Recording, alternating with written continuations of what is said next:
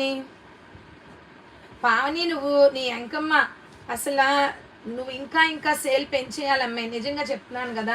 ఎందుకంటే చాలా సపోర్ట్ చేస్తున్నావు నువ్వు మాకు కూడా. ఎందుకంటే మేజర్ చాలా వరకు శారీస్ నీకు ఇచ్చేస్తున్నాము, చాలా శారీస్ అవుతున్నాయి.